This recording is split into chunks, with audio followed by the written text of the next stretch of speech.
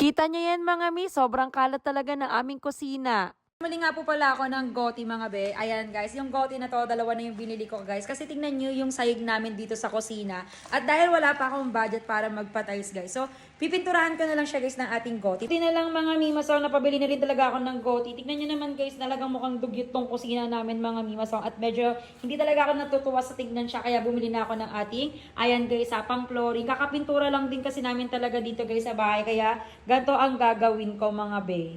Guys, samahan nyo ako guys na magpintura. Goti na yan guys ha. Ayan po, bali dalawa na yung binili ko guys para for sure talaga na, ayan, na magsasakto yung ating. Ayan guys, meron na din siyang dalawang brush. And guys, ang kinaganda pa nito mga may pa-roller na din siya guys. Oh, yung bahay talaga guys, ganito talaga yung ginagawa namin. Actually kami talaga kumikilos para makatipid. Kung kaya naman kasi guys, edi go. Ayan, dalawa na yan guys ha. Bali 2 kg na rin po yan mga mi.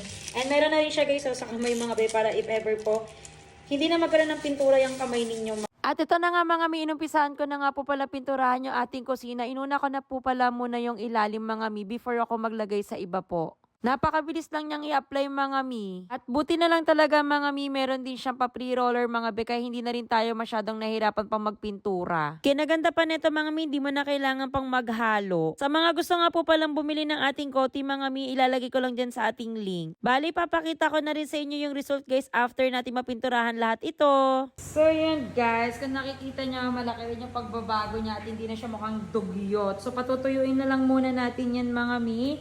Ayan, actually gabi ko siya in-apply guys. Kita nyo naman yung time guys.